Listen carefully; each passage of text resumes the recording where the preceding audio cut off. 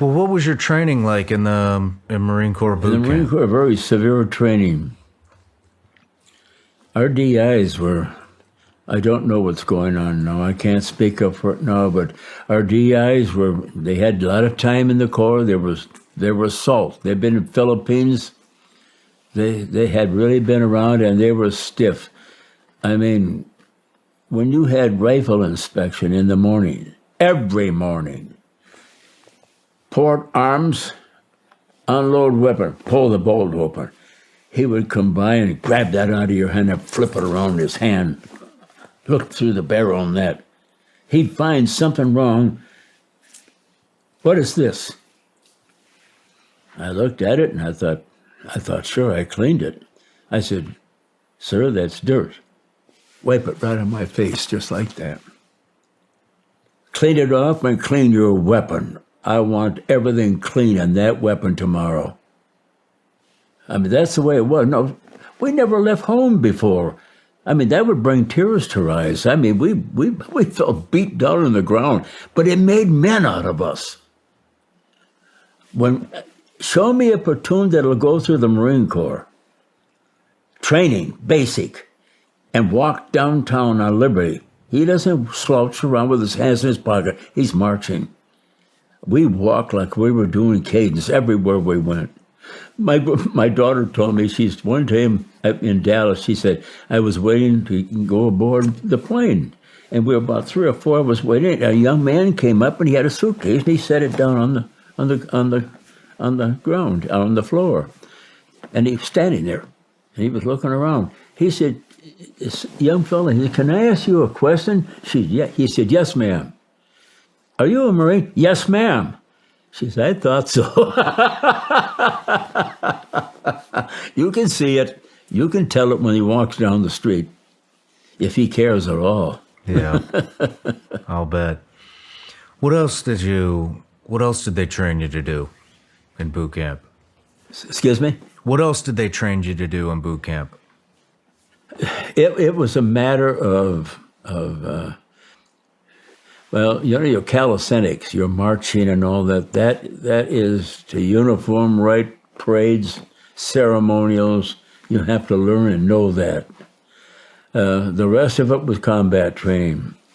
One of the first things we did, we had bayonets. And we had our rifles, and we fixed bayonets. And he had each one of us come up. And they had a dummy there. And he said, there's a Japanese soldier coming at you there. What are you going to do with that rifle? And we would thrust that blade in. But we'd just poke it. And he'd stop, grab it out of your hand, shove you back and say, you're dead. Hey, just like that. Like, can you imagine talking to 17-year-old kids that way? Like, first time they left home, but we needed it. We're going to face the enemy. I mean, and these guys, they've had it drilled in their head too, because a lot of them never saw any action yet. You know, too young. But he showed now I want to show you something, and he took a rifle with his bayonet, and he showed us what you do. If you can't get it up, pull the trigger. It'll come out. That's what you learn. So you went to Delta Company's 2nd Battalion, 28th Marines, 5th Marine Division, correct? Yep. Brand new division. It was brand new at that time. Called Spearhead Division, and Roosevelt wanted that division specific for one thing, which we never knew till one day off the island, Iwo Jima. Really? Absolutely. We did not know. But I knew one thing after I saw Iwo. We didn't know it at the time, but we always invaded a knoll or a hill. If you've been out San Clemente Island? Yes, I have. We invaded that island. Really? Yes, and there was just like a volcano on it, you know, and we would approach that, and I'd use fire and everything. I mean, we trained on that island. That's what it was used for. Wow. I But trained on that island. But it didn't. We didn't understand. It didn't mean anything to us. Yeah. But here we're standing there looking at Mount Suribachi, and I said, "My gosh, now I know what the heck we were doing." So you went from San Diego and then you went to New Zealand, Yeah, that first time over. where Yes. We went to New Zealand to train because New Zealand opened up its doors. They have a great vast of desert because they have a lot of cattle, sheep. And it was just like California. And it's only 200 square miles, but they let us do that there. And so otherwise it would be Hawaii. in New Zealand. Yes, New Zealand. Did you know you were going to Iwo Jima when you went to New Zealand? Did we know we were going to New Zealand? You never know where you're going to go. That's never Okay. told. That's never brought up. You just go. Do you know we left San Diego, arrived at New Zealand 21 days later.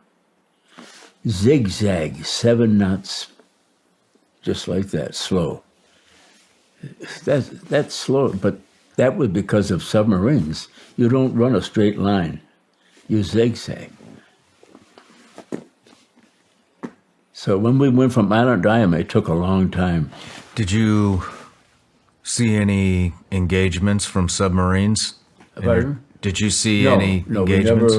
we never did. And I had a sailor was standing alongside the line, and I said, "Hey, this is scary. We don't have any protection." He said, "Sure you do." And I said, "Where?" He said, "Guns, we got that, but I mean out there." He said, don't worry, we got plenty of protection if we need it." Well, something happened, and I don't know what it was. We got near the equator, and all of a sudden I heard, "Ooh, ooh, ooh, ooh." A destroyer pulled right up alongside of us. And then they stayed for a while, and then veered off, gone, never saw them. As you look across the ocean, the waves, you can't see them anymore. You can't see them until they're on you. So you do have protection. Okay. Yeah, they're not going to send a convoy over there without protection. So you were going to Island X. What is Island X? Excuse me? What is Island X? I don't know. Was that a code word for New Zealand, or was that a code word for Iwo Jima? No, we never used a code word for Iwo Jima. Okay. No, I don't know where. If that, I don't. We knew all the islands; they were named, because we weren't going. We weren't heading for an invasion yet. But when we packed up and left New Zealand, we were ready for combat. But our job was to knock out tanks. And on the islands, tanks didn't do very well. They went down in the mud. And so they used them for artillery. So how were we going to make up by going in there? We had half tracks, and that wouldn't work. So they broke us up. They felt we weren't needed. Went back to the States and formed the 5th Marine Division. Okay. So That's when we formed the 5th Division. So you went to New Zealand first. Yeah, then the back. first one was the anti-tank battalion. Okay. Yeah. So I went on 2 tours. And then the next time we were ready, we went to New Zealand. And we stayed there and trained for a while, then loaded up and got around Honolulu, went all through the channel, on our way to Saipan, got off of that and loaded LSTs, which had 6 amphibious tractors down below. That was going to take us to combat. And we took off for 2 weeks, and one morning we woke up at 5 o'clock in the morning, we're banging away, and airplanes flying, and we were right in a battle. And about 2 miles away was Mount Suribachi.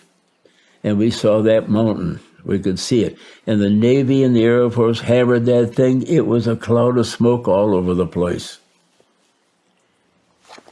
Before we get there, when did you become a flamethrower? I was issued a flamethrower to begin with in the 5th Division because that's what we were going to train for. My job was, of course, to knock out pillboxes, fortifications, burn them out. What does a flamethrower carry in combat? 5 gallons of fuel, oil, gasoline mixture, a lot of fire. No napalm. Napalm's a jelly and it throws chunks like that and burns. We didn't use that. The tanks used that. Okay. And they could shoot it way out.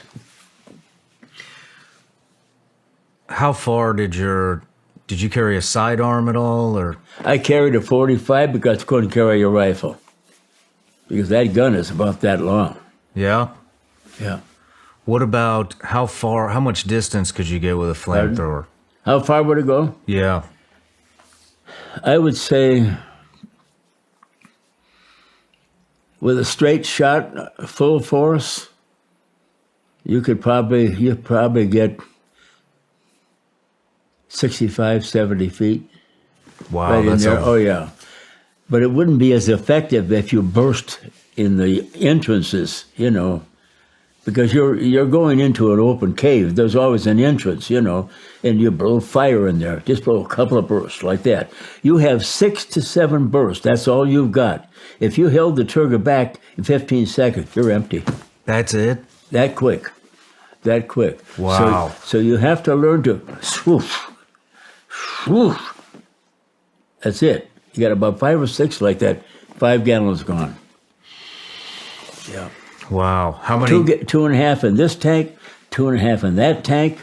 The pressure tank was in the middle. Yeah. So there's 3 tanks. Yeah, well, it's 3 cylinders. Okay. Yeah. That middle one was reinforced steel. And the other tanks were close to it. The only thing that I would think of is if they shot me from the back and a round hit between the tanks, it would get right through in my back. But if it hit those, they were oval, so it would probably ricochet off. Interesting.